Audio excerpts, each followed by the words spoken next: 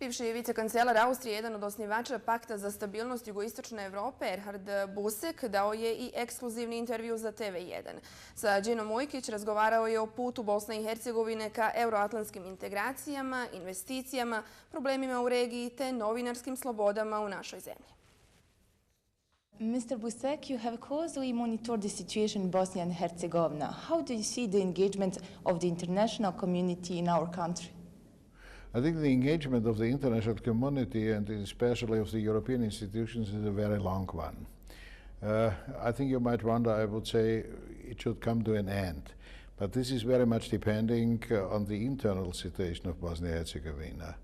I think I'm asking especially the politicians and the institutions of Bosnia and Herzegovina to take over more responsibility and to come to results. I think it would be better for Bosnia and Herzegovina if the institutions from outside are out and the Bosnians are doing their job for themselves. 5 years ago, you said that the EU ministers do not even know where Bosnia and Herzegovina is. Have anything changed regarding this matter over the past 5 years? First of all, I have to say that the concern about the region, the whole Southeast Europe, is going down. The reason is an improvement of the situation in general. Croatia is a member of the European Union, but on the other side, I think other areas are of bigger interest. Here you have to look to the Arab Spring and what's going on in other parts around the Mediterranean Sea. That does not mean that all the problems of the region are settled. I think so far the countries of the region, or may I say the citizens, especially the politicians, have to take more responsibility on themselves. Since you are a great connoisseur of the political situation in Southeastern Europe, can you tell us the most difficult problems in the region? How do you see the Balkan today? There is an improvement, and the perspective by the economic situation is that it might go up because there's a huge need for more infrastructure, consumer goods, and so on and so on. I think on the one side there are a lot of chances. On the other side, I have also some concerns because some problems are not yet solved. We spoke about Bosnia-Herzegovina, but also the name case of Macedonia is not yet done, and it is hindering further development. I'm a little bit more optimistic concerning Serbia and Kosovo because the things are proceeding, and the improvement in the direction of the European Union for sure is happening. But there are more possibilities existing than they are really used, especially on regional cooperation. I think every country is quite happy to be connected with the European Union, trade is going there, and.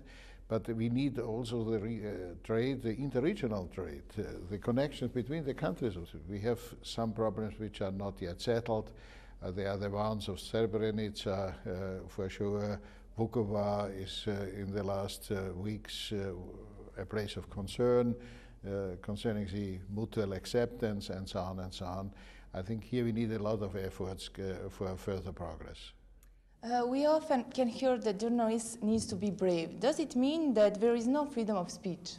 I think the citizens, especially the civil society, suffered a lot of difficulties. So far, they learned the lesson, keeping back and not using all the opportunities.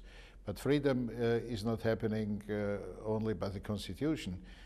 Freedom is happening by using it and saying the things as it is, and that's the only possibility to do it. 4 or 5 years ago, some Austrian companies were interested to invest in the energy sector in Bosnia and Herzegovina.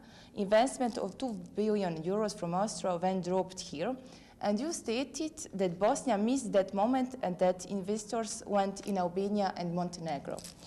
Is there any chance to regain that moment again? For the moment, no.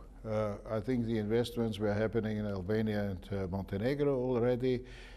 I think this is a problem of bureaucracy and legislation and so on and so on. Thank you for your time, Dr. Busek. It was an honor to have you today. Thank you. Thank you.